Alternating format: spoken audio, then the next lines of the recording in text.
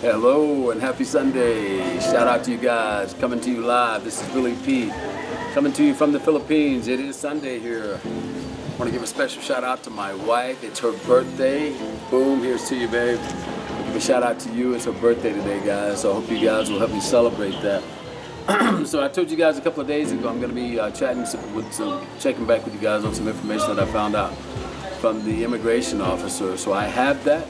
So I'm going to share that with you guys, and I'm going to share some documents that I also have, and I'm going to share with you guys some other things that I found out about the Philippines and what's going on here and who's allowed to come here.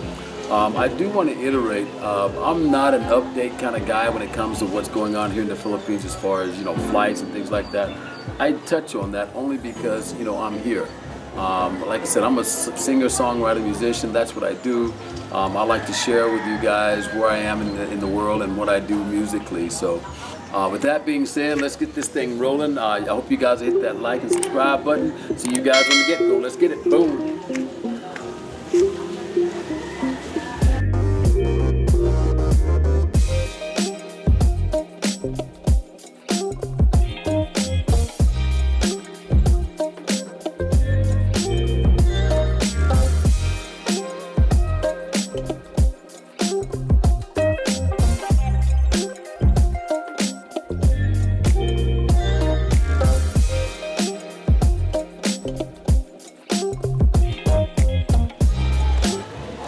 Okay, so here we are today. Again, you guys, Billy P coming to you live from the Philippines. A couple of days ago, I talked to you guys about some of the things that I had found out through the immigration officer here.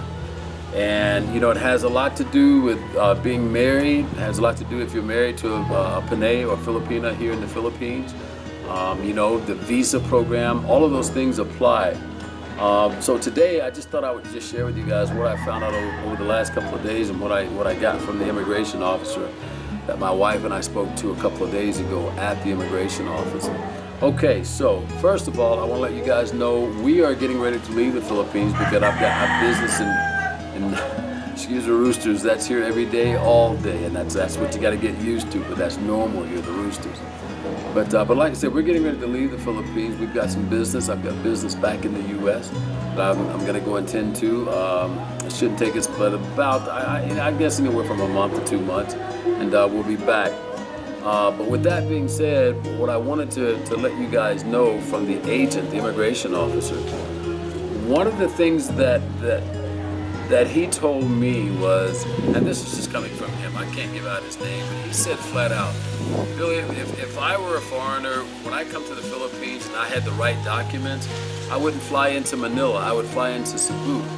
And of course, I asked him why that was, and he said, well, both of those areas are on different structural restrictions when it comes to flying in and the quarantines and things like that. He said that Cebu was a little bit more at ease because they do want people coming in and out of the provinces there. So he suggested that when we come back, we just fly into Cebu.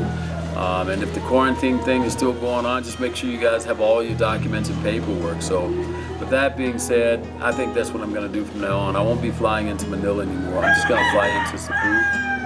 I know everybody out there knows Gwen Garcia. We love Gwen in America. Shout out to you, Gwen Garcia. One of the other things I wanted to tell you guys about, I mentioned to you that I had filed for the I-130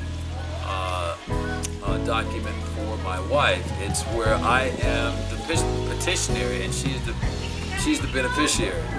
And we applied for that in order for her to get her green card, so that way she too can travel to and from the U.S.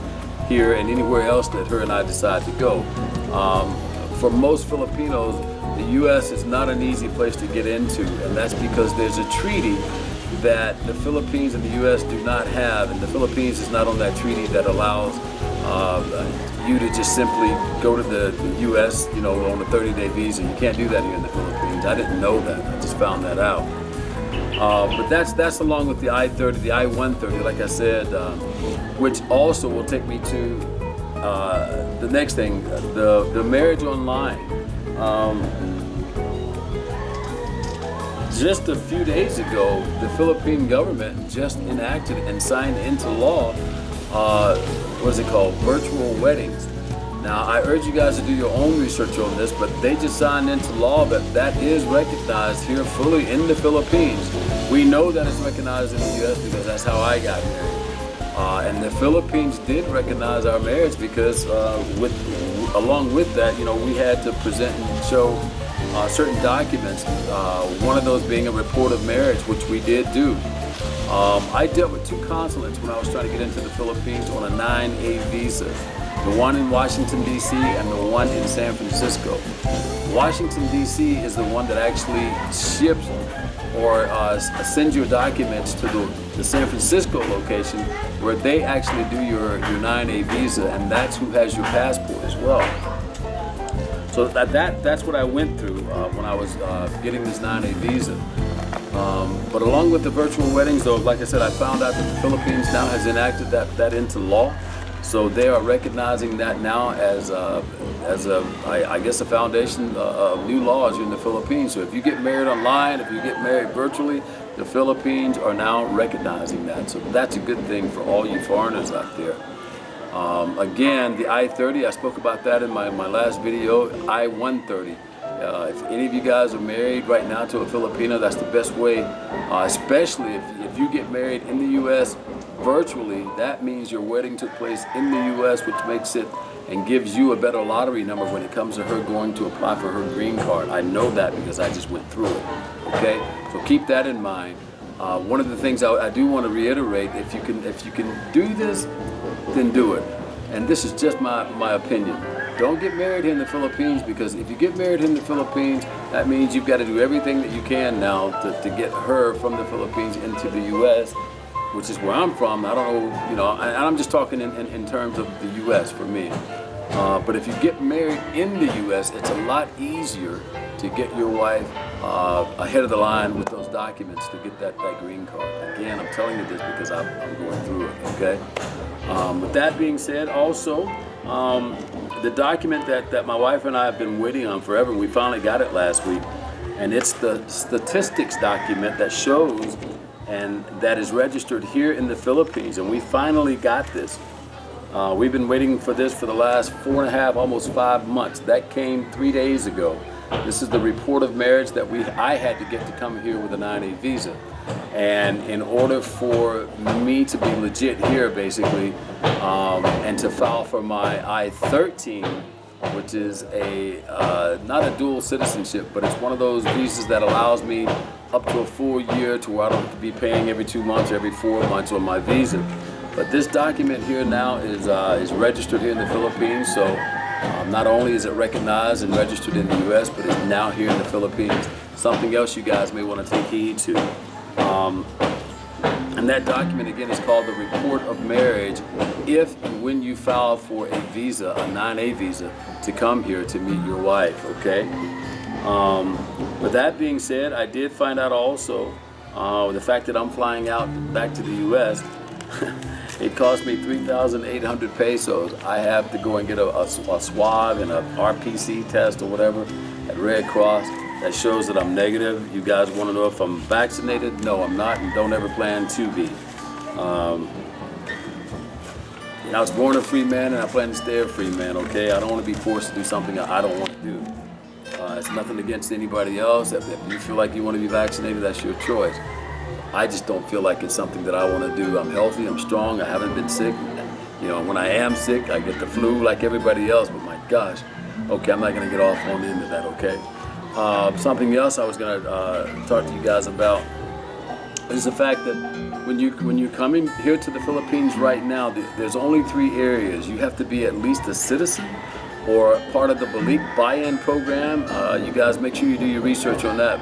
Balik Buy-In program is if you're already married to a Filipino, a Pinay, a Filipino, then you have a special visa that allows you back into the country. The third one, of course, is anyone with a visa, a 9A visa. And right now, it used to be to where you were married, you had to be with your wife to come into the country.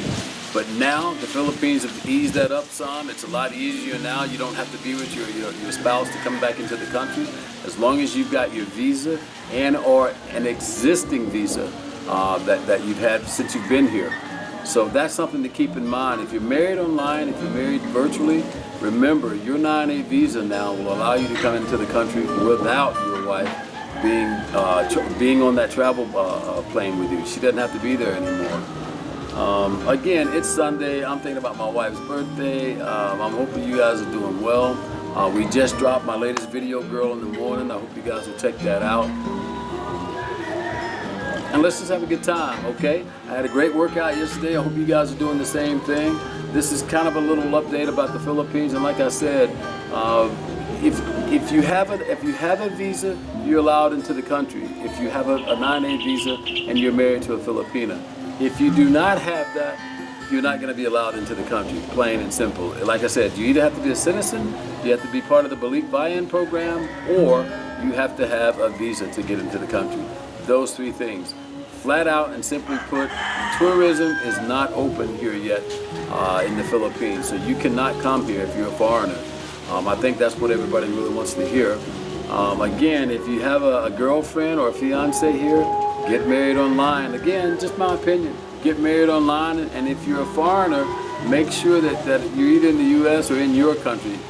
Try your best not to get married online, and she's in the Philippines, and I don't know.